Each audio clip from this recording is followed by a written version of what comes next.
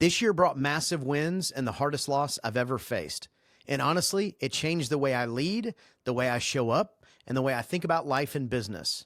Today, I'm sharing the real story, the wins, the losses, and the lessons that shaped my year. Welcome back to the Freedom Blueprint podcast. I'm your host, Justin Deese, and today we're going to do some things a little different. We're going to slow down, and we're going to look back at the year. And we're going to talk about the wins, losses, and lessons learned that have shaped my year. As a leader, we move fast and sometimes too fast. So today is all about reflection, because reflection creates clarity and clarity creates momentum. So let's jump in. Let's start by talking about losses. This is one of the things that most people don't like talking about. I'm included in that group. These moments typically don't show up on anybody's highlight reel, in their Instagram stories, or whatever social media platform you use. But here's the deal. I believe that losses can be the most valuable part of your journey, because losses can motivate you and they can shape your future decisions, and they can push you to grow in ways that wins never do. So here's the first loss of the year for me is overcommitting. This year I said yes to too many things, too many projects, too many trips, just too many commitments. And that was a loss of my capacity, my energy, and honestly, a little bit of peace. Number two is losing momentum in my routines. With all the travel and all the momentum this year, I lost consistency in a few areas of my life. My morning routine slipped, my planning time slipped, and my workouts weren't consistent. And honestly, I could feel it. I wasn't as grounded as I wanted to be. And third, well, this is the big one, and it's a tough one, but I lost my mom this year. And honestly, it's still really hard to believe that she's gone. My mom was pretty incredible. She faced some tough inner battles over the years, but those battles never defined who she was. My mom loved people. She had a big heart, and my mom was the life of the party. Not to mention, she was a pretty amazing Mimi to my kids. When I was growing up, she was a waitress here in the beach town we lived in. So summers were super busy, pretty wild. And as a waitress, that's really your money season. Wintertime, that was the shoulder season. So everybody was doing their best to scrape by with very few customers, and money was tight. I know my HVAC guys know all too well about this roller coaster of a ride. As a kid growing up, obviously my mom worked different shifts. We weren't flush with cash. So a lot of times if I wanted to do something, I had to figure it out. And I mean, all of it, how to get there, how to pay for it, how to get home. And growing up in a beach community, there was a pretty good amount of money, in the area that we lived in. Kids and families, man, they seem to have like everything. And I remember as a kid, I used to think that I was missing out. But now as an adult, I see all that so much differently. I see that the life I had as a kid was pretty awesome. And things I learned helped me immensely as an adult, as a leader, as a husband, and as a dad. Here's the truth about all of that. My mom gave me some pretty amazing gifts that neither one of us recognized at the time, but I definitely see them now. She gave me independence. She gave me grit. She gave me determination. She taught me how to problem solve, and she taught me how to adapt. She wasn't perfect, but none of us are. But she was pretty amazing, and she will truly, truly be missed. Sharing the real stuff is pretty difficult, at least for me. But I got to tell you, it matters, and it's important, and it helps us grow, and it helps us connect. So with all of that, here are my 5 biggest lessons learned from the year. Lesson 1, your past can shape you without limiting you. Those early childhood challenges, or what I thought were challenges, really became my leadership superpowers. Some of the hardest parts of my childhood became the exact strengths I use every day. I didn't get it back then, but what I thought was a struggle was really building muscles. Second lesson, people are more than their struggles. As leaders, we need to see the whole person, not just the hardest chapter. This year reminded me that everyone carries battles we never see. As leaders, empathy is our superpower. Lesson 3 is small moments matter than big plans. Presence beats productivity. It's the small moments that set the tone for everything else. And this year proved that presence creates more impact than productivity ever will. So when I was thinking about that too, I just wanted to add this part. This was really for me tied back to one-to-ones.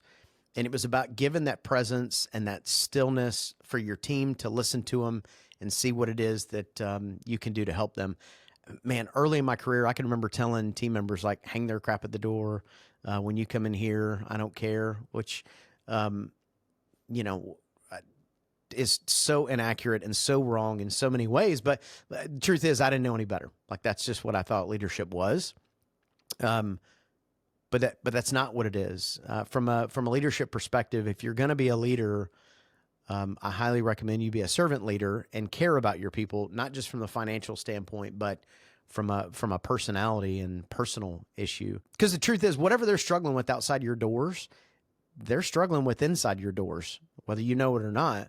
And a lot of times just taking a few minutes and sitting down with somebody and going through, I know we talk about scorecards and people are like, ooh, scorecards, corporate America. It's not what it is. Numbers don't lie, and numbers do tell a story. So if you have a team member that you're having a little bit of trouble or a little bit of challenges with, a pattern will show up. I promise you. If you're doing these one-to-ones and you're watching their scorecards, patterns will show up that you can connect with them on a human basis, not just a swing a hammer kind of deal. But I know I talk a lot about one-to-ones on the podcast, and I'll be doing some other stuff in the future, going a little bit deeper on it. But just for now, that was really, it just came to my mind when I was talking about that. But let's move on to lesson 4. So lesson 4 is independence is great, but connection is greater. You don't win alone, and leadership is built on relationships. I spent years priding myself on being totally independent. I wore it kind of like a badge of honor.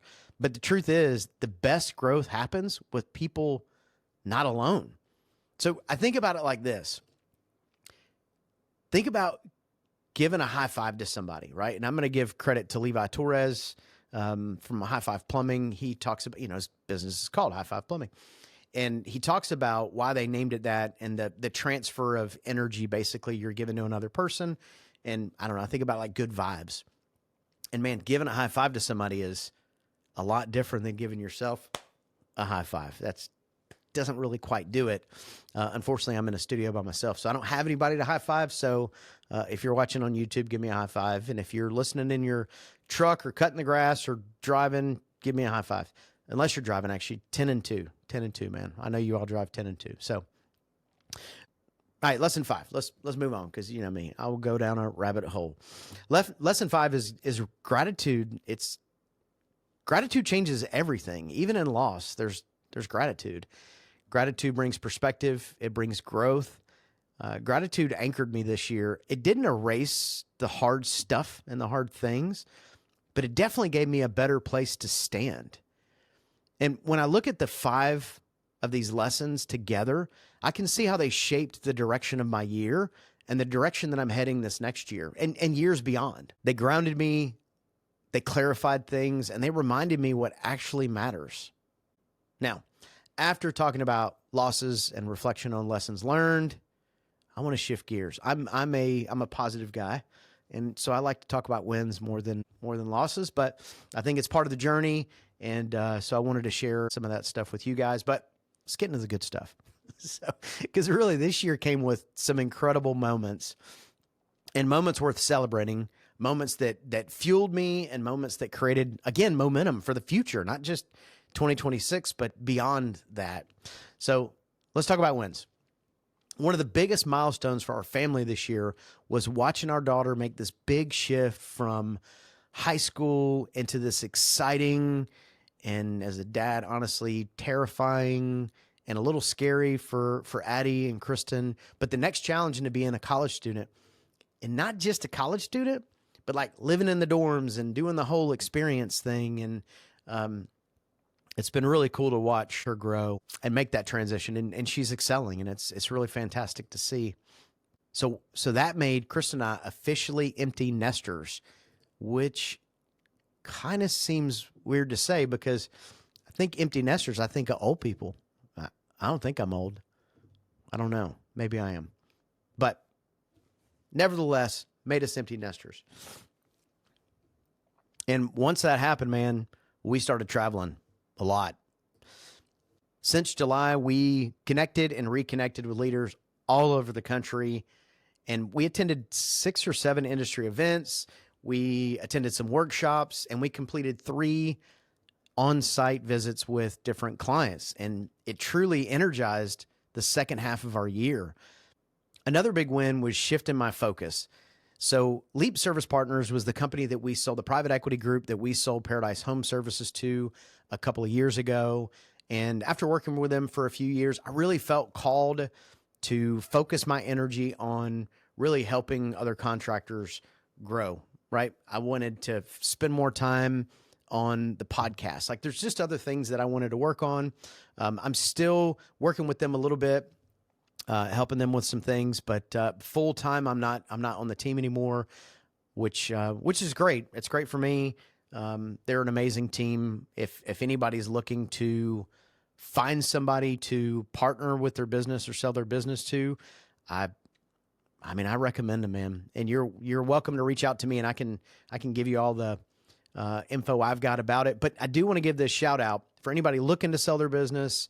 I did write an ebook last year, and it's called Pipe Dreams to Payday. And really, it breaks down the 6 most common mistakes people make when selling their business. And if you want to download a free copy, go to freedomblueprintpodcast.com/ebook. And even if you're not ready to sell your business, it's still a good ebook. It really, the 6 common mistakes have to do with running your business every day. Anyways, download it, check it out. It's not heavy reading. I wrote the book, right? So there's lots of pictures and big words, not big words. I mean, big words like big print. So anyways, download it, check it out. If you got any questions, let me know. If you want to know more about Leap or you're interested in selling your business, obviously you can email me at any point. Super easy, justin@justindeese.com. And I can, I can kind of go through it with you and what the process looks like. All right, shifting gears a little bit to a few other wins that I definitely want to share. And this is a big one, the podcast. The podcast is absolutely grown like crazy. It has grown beyond my expectations. I mean, this whole thing started out as just like this passion project. I had it on my vision board, and it was one of those things where I'm like, I got to pull the trigger. I didn't have a long-term goal, a long-term strategy. I didn't even know how to do any of it. So it was more about giving good content and putting out good content consistently. And that was really the goal. That was it. Like, be consistent, good content. And it's honestly, it's humbling and it's exciting to get feedback from people that I've gotten feedback from. You know, when I'm recording in the studio, it's different. It's me, it's a camera, it's lighting, it's a studio, but it's just me. So I can't get feedback. And even when I'm looking at, things like downloads and analytics and where these people are downloading from and all that kind of crazy stuff, then it still is not a human interaction. What was cool this year is to be able to go out to all of the events that we went to and have so many people that I've never met that are like, oh my gosh, I listen to your podcast. I love it. And they're showing me their screen and they're wanting to take a picture. It's really cool. And certainly I didn't know that the podcast was going to lead me down this journey, but it has. And I'm certainly grateful for all of it. I am grateful for the ability to be able to do it. And honestly, for you listening, if you are listening, thank you. If you're sharing this with people, thank you. If you're leaving a 5-star review, thank you. This stuff doesn't happen without you, the audience, listening and downloading and giving good feedback. And feedback can be good or bad. I got thick skin.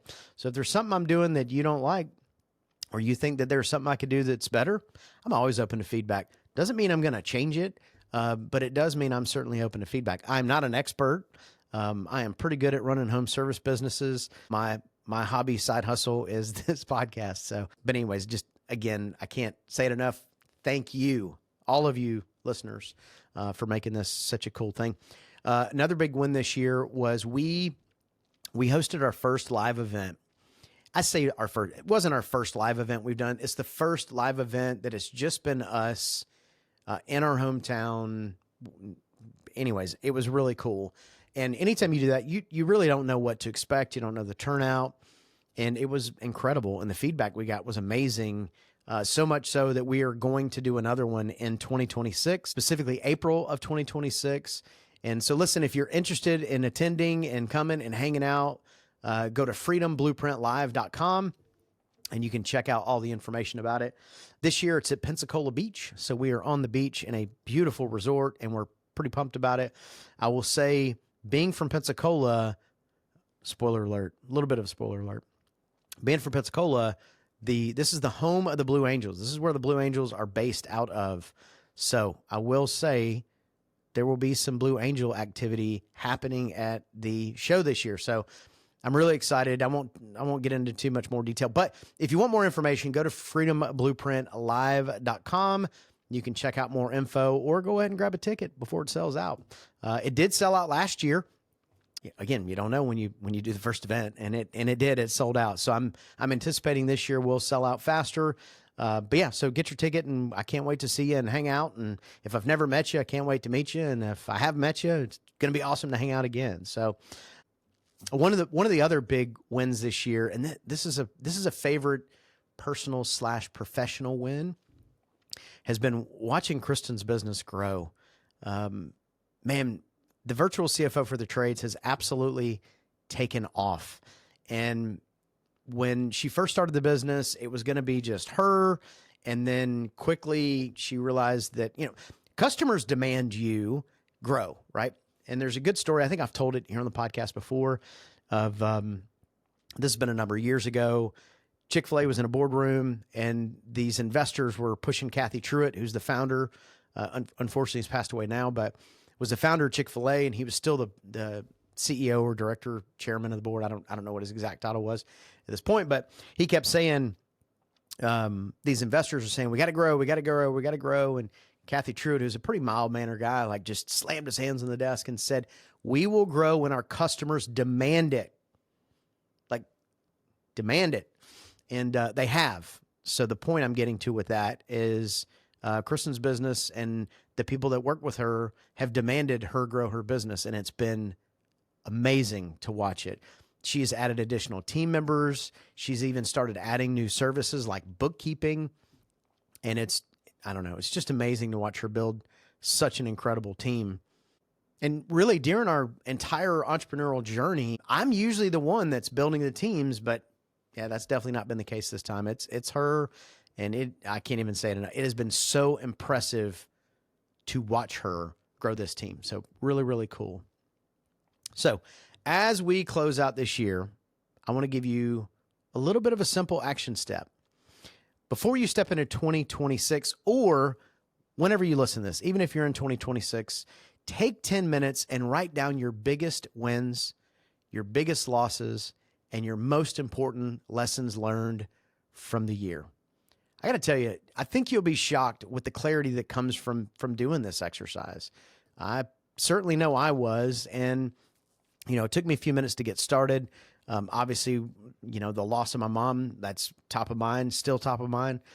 So that was an easy one, which made it more difficult to even think about any other losses because that one was so big that none of the other losses even compare to that. So anyways, just take a few minutes and do this exercise. I promise you'll be grateful that you did it. And as always, if I can be any help, I'm pretty easy to find. So don't hesitate to reach out to me and if you need some help with doing that exercise. But listen, thank you for joining me on today's episode. I know it's a little different, but also make sure to subscribe so that anytime new episodes drop, you're notified. And share this with a fellow leader who could benefit from slowing down and reflecting on their year. Until next time, keep setting those trust goals and watch your business and leadership transform. This is Justin Deese from the Freedom Blueprint podcast. Stay motivated, keep reflecting, and as always, keep crushing it.